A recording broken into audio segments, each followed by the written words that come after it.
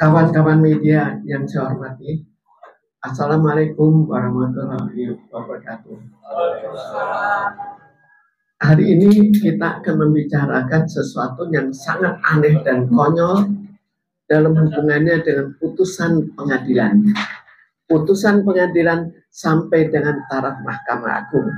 Jadi yang terjadi adalah putusan pengembalian gaji sejak bekerja dari awal sampai sekarang itu puluhan tahun namanya.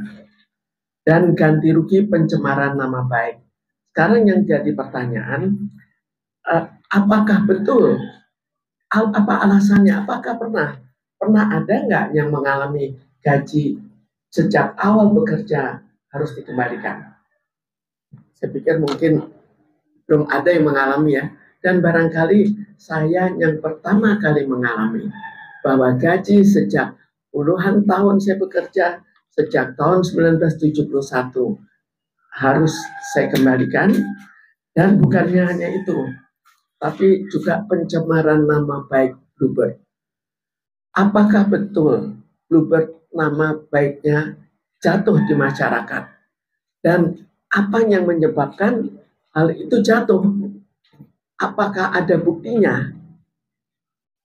Kita lihat bahwa Bluebird tetap berkembang dan tetap nama baiknya jatuh walaupun belakangan dengan adanya berita yang bisa saya buktikan memang namanya akan jatuh. Tapi bukan itu yang menyebabkan kerugian yang demikian besar.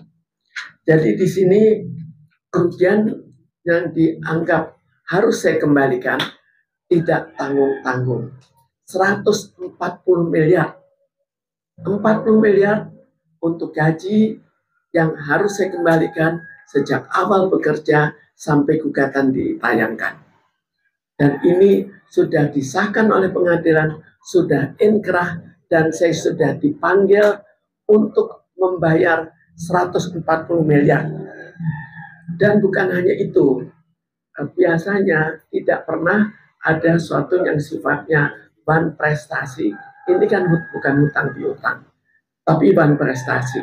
Kalaupun ban prestasi itu benar, itu tidak pernah ada yang diturunkan ke anak turunan. Tapi kali ini dari saya diturunkan ke anak turunan. Apa bahayanya? Bahayanya adalah bahwa ini jurisprudensi. Jadi sewaktu-waktu siapapun yang salah bisa menggunakan putusan yang sudah disahkan di saya. Kemudian kita lihat bagaimana sih kejadiannya. Jadi sebetulnya Bluebird dulu pernah diterangkan terdiri dari 4 kelompok pengusaha yang saling tidak mengenal, yang menyetorkan uang modal mereka. Disetor bersama-sama. Tapi sejak 1982, satu persatu tergeser. Bisa dibayangkan, sudah menyetor modal, tergeser. Pada saat Bluebird sudah jaya. Kemudian yang kedua juga demikian. Kalau yang ketiga, caranya lain lagi. Itu dilakukan penganiayaan yang oleh pengadilan tidak diakui sebagai penganiayaan, yang dilakukan secara rame-rame terhadap pemegang saham yang pada saat itu berusia 74 tahun wanita. Jadi 13 hari setelah bapaknya meninggal, anak dan istrinya dianiaya. Dianiaya oleh siapa? Oleh Purnomo, istrinya, anaknya. Dan mantunya ikut juga menyaksikan, mantu yang sekarang sudah cerai. Lalu kita lihat lagi bahwa akhirnya setelah satu persatu digeser, jadi saya ini yang digeser terakhir. Terakhir yang lain sudah digeser, baru saya digeser. Entah karena apa, apakah ingin saya bekerja dulu, atau barangkali karena saya masih saudara, itu tidak tahu. Tapi di sini akhirnya PT Bluebird Taksi dikuasai oleh Purnomo dan putra-putra kakak kandung saya, termasuk Indra Priawan yang beristri Nikita Willy, yang terkenal sebagai wisatawan mancanegara yang super hebat, super mewah. Sekarang kita lihat lagi, bagaimana kan PT Bluebird. Apakah sah? Apa bisa membuka? Di sini saya bawakan buktinya. Jadi PT Bluebird tidak terdaftar di Kementerian Hukum dan HAM. Jadi sebelumnya, dulu terdaftar tahun 71. Tiba-tiba tengah-tengah entah dengan cara apa, dihapus. Hapus itu hanya bisa atas permintaan pemegang saham. Tapi kalau saya tidak pernah memberikan persetujuan untuk dihapus. Dan ini tiba-tiba dihapus, bisa kita lihat di sini. Surat dari Kementerian Hukum dan HAM yang menyatakan PT Bluebird Taksi tidak terdaftar di Kementerian Hukum dan HAM. Itu sudah jelas sekali. Tapi kenapa kok bisa berlanjut? Mestinya kalau sudah tidak terdaftar, artinya ilegal. Belakangan baru dilegalkan kembali. Kenapa dibuat ilegal? Karena ada kepentingan, yaitu merek dagang mau dicuri dan sudah dicuri. Kemudian nama dipakai, padahal nama tidak boleh dipakai dengan nama yang mirip. Ini kan PT Bluebird Taksi didirikan PT Bluebird dan menggunakan semua fasilitas PT Bluebird. Kenapa bisa dilakukan? Karena perusahaannya dibuat ilegal. Tapi kenapa? Itu langkah pertama. Kenapa kok itu bisa tetap berjalan? Itu sudah sesuatu yang aneh. Kemudian kita lihat dari segi gaji. Gaji itu pada saat saya pada saat awal berdirinya, saya diminta untuk membantu dengan lengkap membantu saudara-saudara kandung saya pria untuk bekerja, dan mereka tidak ikut bekerja. Itu riwayat awalnya. Dan jadi akhirnya saya tidak diberi gaji dengan alasan nanti anak-anak saya akan diberikan semua gaji karena saya sekarang tanpa Bluebird, kehidupan saya sudah berkecukupan. Memang saya ada beberapa pekerjaan sampingan. Jadi misalnya saya sekali-sekali ke luar negeri sebagai temporary mental health advisor WHO, terus sekali-sekali juga ke luar negeri sebagai Vice President International Council on Alcohol and Addiction Disease. Jadi suami juga bekerja sebagai dokter. Jadi memang betul dari sudut itu saya wajar harus mengalah. Tapi seharusnya kan tetap diberikan gaji. Kenapa dijanjikan? Lalu dan bahkan awalnya tanpa posisi. Sejak 1986 akhirnya saya sudah tidak tahan lagi, mau mundur, diberikan posisi sebagai direktur. Tapi walaupun diberikan posisi, tetap tidak digaji. Tahun 2000 diberikan gaji. Saya pikir, oh sudah terjadi perdamaian. Ternyata itulah malapetaka bagi saya yang terjadi sekarang. Apa malapetakanya? Pada tahun 2013, seluruh gaji yang pernah saya terima harus dikembalikan. Ini putusan pengadilan sampai dengan putusan Mahkamah Agung. Apakah itu wajar? Apakah ada gaji yang harus diterima kembali? Harus dibayar kembali? Kalau mau, kalau saya tidak berprestasi, pecat saja dari awal. Tapi apa buktinya bahwa saya tidak berprestasi? Sekarang sistem komputerisasi di Bluebird itu dibuat oleh saya. Sistem program komputer. Lalu kalau memang betul saya tidak berprestasi, pecat saja karena ini posisi yang terlalu berbahaya. Perusahaannya bisa hancur jika saya tidak bekerja dengan baik. Tapi dari banyak hal saya buktikan saya bukan orang yang tidak berguna dan demikian rendahnya. Sehingga pada tahun 2013 ada seorang sekretaris direksi yang mengatakan saya kurang berprestasi. Berdasarkan itu seluruh gaji saya harus dikembalikan. Dan bukan hanya itu, anak-anak saya harus ikut menanggung. Karena apa? Karena suami almarhum ahli waris harus ikut menanggung. Mana ada. Jadi ini kan suatu, kalaupun itu benar, itu sah, itu bukan prestasi. bukan hutang piutang. Tidak bisa anak turunan harus membayar kembali. Berapa? 140 miliar. Jadi bisa dibayangkan betapa parahnya yang terjadi di pengadilan yang sangat konyol. Lalu kita lihat lagi kerugian nama baik. Apakah, coba kita di jalan tanya, apakah nama baik Bluebird jatuh? Apakah sekarang sudah bangkrut karena saya? Kan ternyata berkembang. Cuma saham saya sudah diambil. Jadi itu yang saya gugat juga di kepolisian yang sampai sekarang belum selesai. Lalu salah satu alasan lagi adalah bahwa Bluebird tidak diberi rekening oleh bank, nomor rekeningnya itu tidak ada. Kenapa? Tidak terdaftar kok. Lalu kenapa kok saya yang salah? Yang salah kan Bluebird, bukan saya. Kok saya harus membayar 100 miliar? Dari mana? Apakah ada bukti? Kan seharusnya ada bukti. Mencemarkan nama baik, bank juga memberikan bukti. Karena pencemaran nama baik, maka tidak diberikan nomor akun. Jadi di sini saya anggap sudah keterlaluan anehnya. Karir pribadi sudah saya korbankan demi untuk saudara-saudara, karena mereka pada saat itu masih melanjutkan sekolah, sedangkan saya sudah lulus. Karena saya proses sekolahnya lebih cepat daripada mereka. Saya proses di SMA saja saya juga loncat sehingga lebih cepat selesai. Jadi di sini yang terjadi adalah air susu dibalas dengan air tuba. Tadi sudah saya persoalkan putusan pengadilan, juga nama baik, lalu nomor rekening tadi sudah. Sekarang kita kembali teguran eksekusi. Ini saya juga bawa buktinya, karena ini juga semuanya aneh. Siapa bisa percaya sih kalau saya tidak memberikan bukti?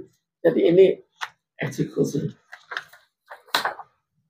Surat panggilan teguran, ya, Pengadilan Negeri Jakarta Selatan. Di sini ditulis telah memanggil dengan resmi kepada ahli waris dari almarhum Dudung Abdul Latif itu suami, yaitu anak saya dua-duanya dipanggil. Kok lucu? Apakah pernah terjadi? Apakah di kemudian hari nanti siapa yang dihukum mati, anak turunannya bisa ikut dihukum mati? Karena di sini juga ini jurisprudens, ini apa ya? Putusan Mahkamah Agung boleh dipakai oleh orang lain. Misalnya saya mau mengambil harta orang lain, saya beritahukan, saya kemudian kebetulan perusahaan saya, direkturnya kita persoalkan saja sampai semua harta harus dikembalikan. Kan itu juga terlalu aneh gitu. Tapi inilah yang terjadi. Lalu kita lihat lagi apa yang terjadi. Di sini ada teguran agar dalam tenggang waktu 8 hari terhitung sejak tanggal teguran, putusan pengadilan negeri harus dilunasinya, harus dibayar. Berapa? 140 miliar. Sekarang saya pertanyakan, apa alasannya? Apakah ada suatu bukti? Semua sudah mereka melakukan kesalahan, saya juga yang kena.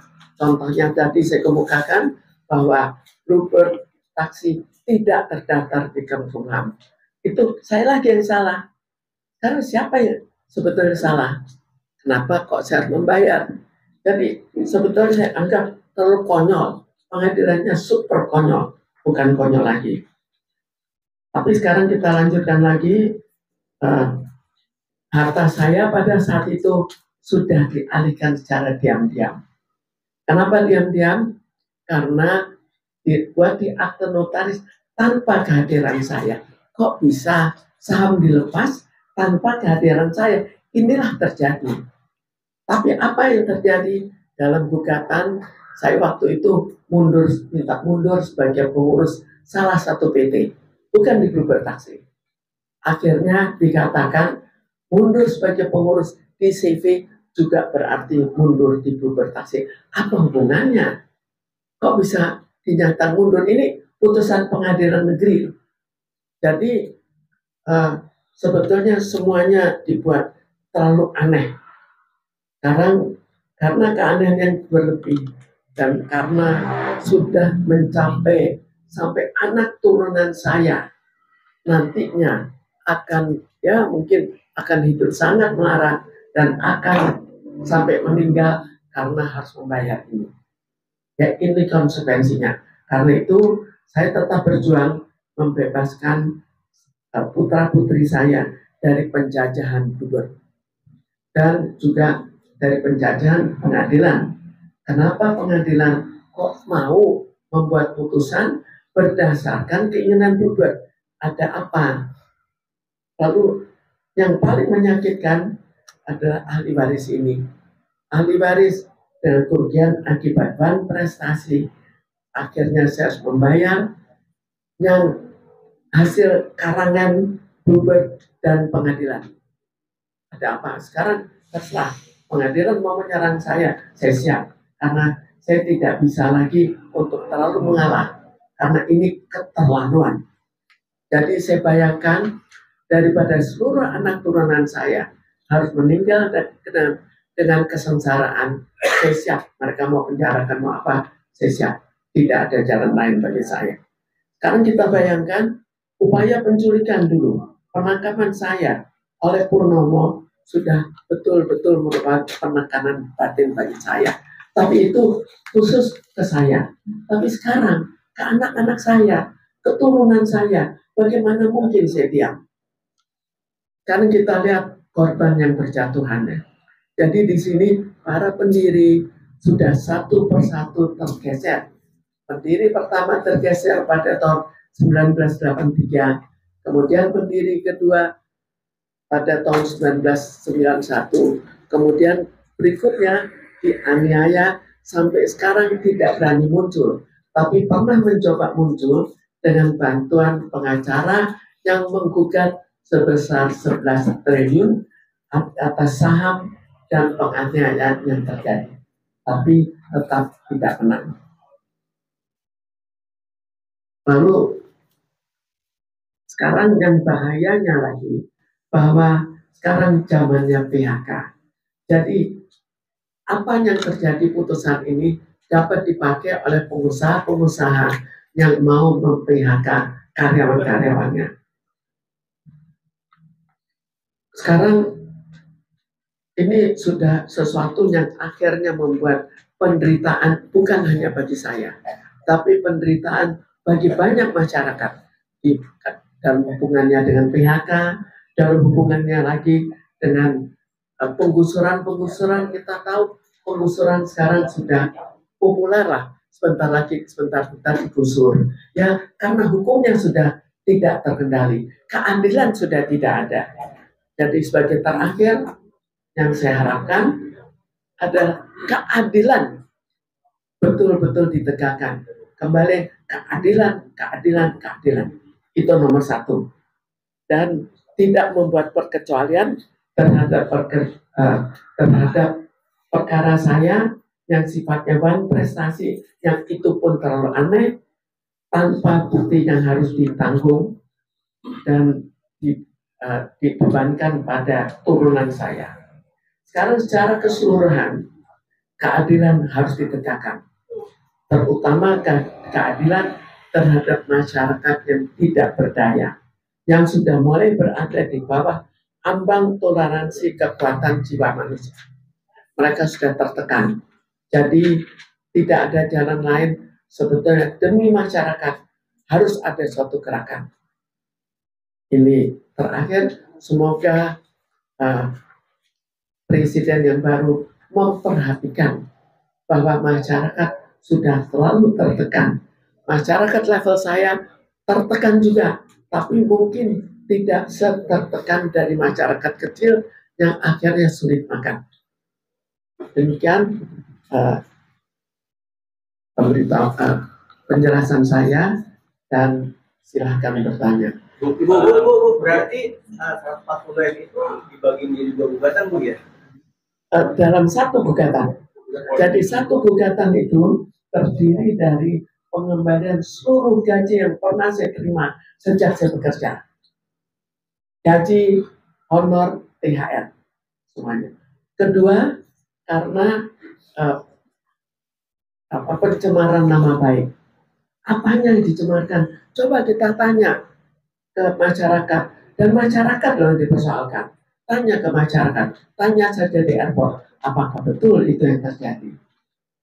Prestasi gimana?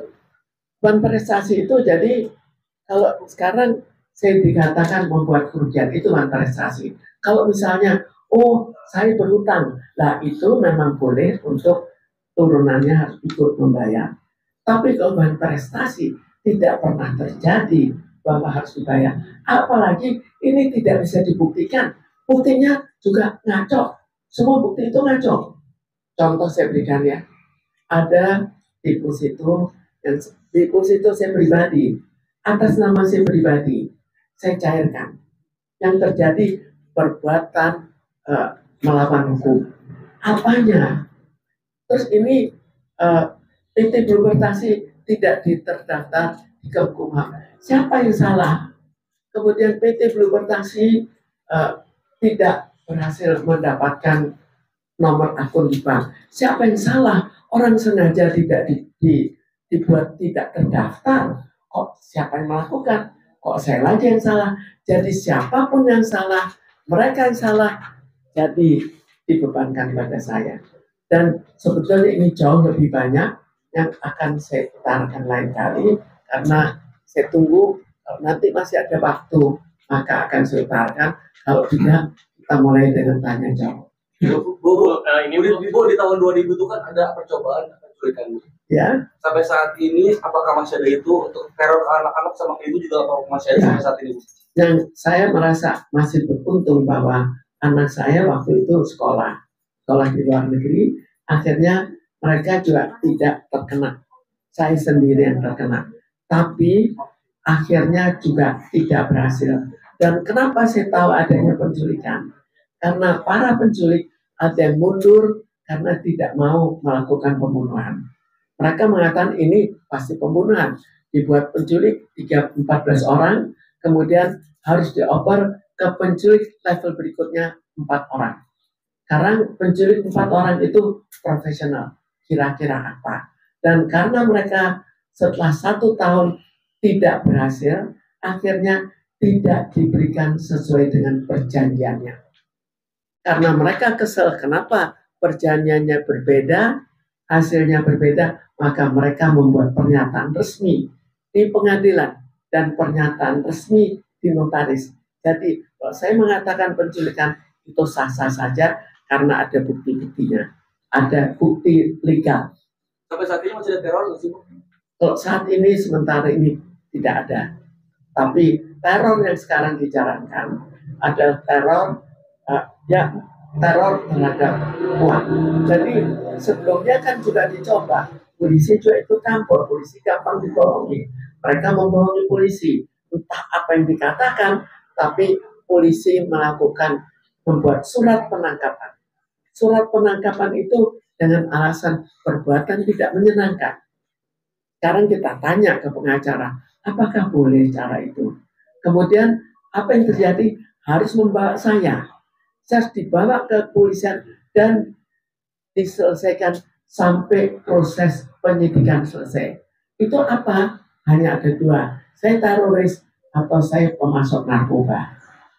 Tapi ini suratnya saya juga ada. Saya simpan suratnya. Jadi mungkin setelah itu polisi tidak mau banyak ikut campur. Barangkali juga malu juga dibohongin oleh Gruber. Atas putusan itu pengadilan itu kan bisa dibilang agak menyimpang. Apakah ibu akan mengajukan banding atau? Saya anggap ini terlalu menyimpang. Jadi pertama, kalau saya ajukan, saya anggap mereka akan dapat. Kita lihat dalam beberapa fakta pengadilan itu sama dapetnya lah. Jadi dapet seperti yang terjadi pada Peggy, juga lihat sekian lama baru terselesai. Kenapa? Kalau sudah tahu Peggy tidak terlibat, kenapa tidak cepat-cepat sih diselesaikan? Ini kan masuk penjara. Kenapa sekian banyak orang masuk penjara? Sekarang kalau sudah mestinya kan cepat-cepat selesaikan. Sekarang pun cepat-cepat selesaikan karena ada dipenjarakan seumur hidup. Tapi dari Ibu sendiri apa ada keinginan untuk mengajukan putusan ini ke Komisi Yudisial? Saya pernah ke Komisi Yudisial. Komisi Yudisial juga sangat mengecewakan bagi saya. Kita nanti akan terbentur pada macam-macam jebakan. Dan akhirnya kita dikalahkan karena jebakan itu. Sekarang di sebelah sini. Lalu langkah selanjutnya? Pertama, supaya diketahui oleh masyarakat umum. Yang saya harapkan pencegahan selanjutnya terhadap keadilan itu dicegah dulu. Karena kalau saya sendiri yang maju, percuma juga. Jadi biar sama-sama lah masyarakat juga sekalian dilindungi dari hal-hal yang terlalu aneh. Karena sekarang dengan sangat mudah kita mau seperti yang suka terjadi, kita mau ambil rumah orang, kita masukkan aja ke penjara. Atau kita bikin dia dengan segala alasan untuk digugat. Digugat mungkin untuk alasan lain dan akhirnya dia tidak berkutik. Sekarang berarti kan tadi yang seperti Ibu bilang, Nabila dan suaminya sebagai wisatawan jalan-jalan ke luar negeri. Ya. Bisa dibilang itu kan Indra kan sama salah satu dari pemilik tersebut, jadi bisa dibilang uang jalan-jalannya ke luar negeri terus ini termasuk salah satu dari hak ibu yang ini perjuangkan. Sekarang kita bayangkan ya, dana triliunan. Coba lihat dari Forbes itu tahun 2014. Itu majalah yang sangat dipercaya. Itu kenaikan hartanya bisa 3,3 kali. Sampai akhirnya dia tiba-tiba menjadi nomor 25 terkaya di Indonesia. Itu sama dengan 48% dari Lipo. Bisa dibayangkan kira-kira ada apa. Terus ada lagi majalah Straits Times. Itu mempersoalkan masalah uang dari Indonesia yang mengalir. Terus ada lagi koran di Indonesia lebih mempertegas lagi. Perusahaan transport terbesar.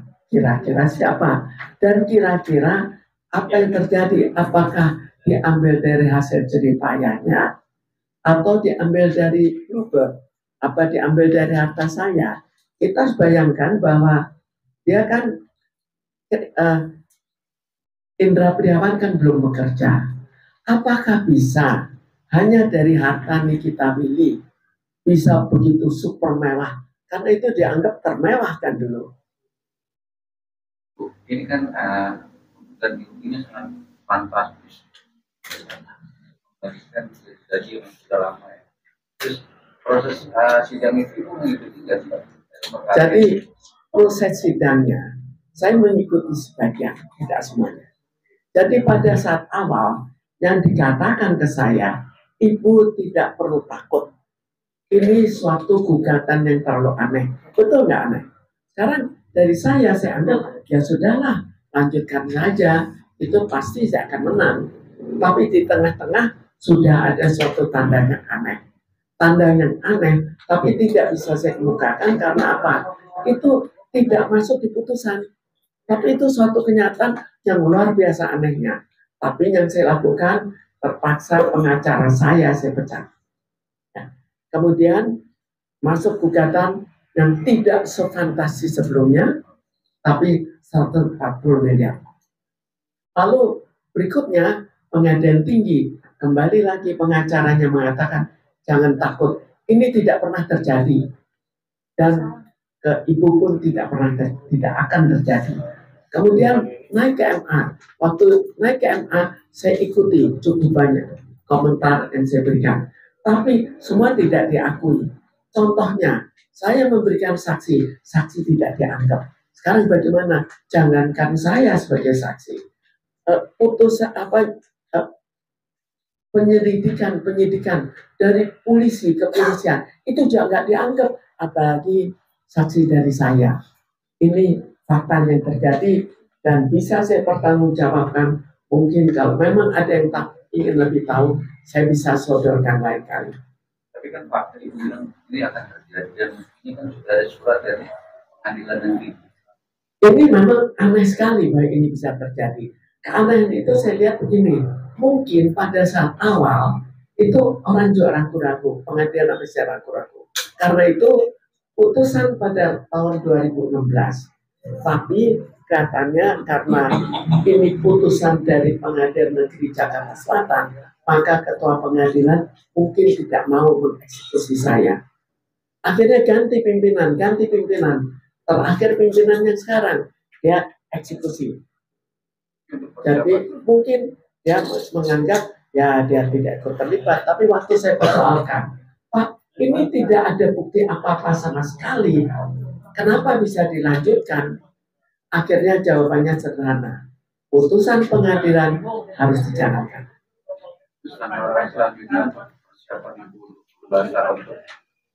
Saya tidak mungkin mengembalikan. Sekarang bagaimana saya bisa mengembalikan? Silakan sita. Kalau perlu sita saya tetap akan siap untuk ditahan untuk apapun. Karena ini menyangkut masalah hidup dan mati anak-anak saya. Bisa dibayangkan, saya hidup berapa tahun lagi. Tapi anak turunan saya berapa tahun lagi. Jadi siapa yang harus berkorban? Saya yang nekat atau mereka? Kecuali kalau akhirnya pengadilan mengatakan oke, ya ini dibatalkan. Selama tidak dibatalkan, saya tetap dalam keadaan ketakutan bahwa jika saya tidak ada, anak turunan saya akan dikencet. Tapi di sini kembali lagi, jangan menganggap bahwa ini adalah karena dendam adik ke kakak. Ini perebutan uang. Buktinya semua pendiri itu satu persatu mundur. Itu apa artinya? Perebutan uang, ingin menjadi orang yang kaya raya. Buat anak sendiri apa? Untuk anak. Jadi gini, anak-anak saya tadinya kan tidak tahu, tapi secara bertahap mereka tahu. Tapi saya juga terpaksa menenangkan mereka bahwa saya akan berjuang. Kita tidak tahu apakah betul saya akan kalah. Jadi saya juga memberikan support, tapi mereka juga akan sedikit tahu. Nanti saya akan perkenalkan dengan pengacara yang akan melanjutkan. Sehingga walaupun mereka tidak tahu menau, karena susah kan untuk anak tahu menau kejadian-kejadian pada tahun 2000-an. Ada upaya untuk bersurat.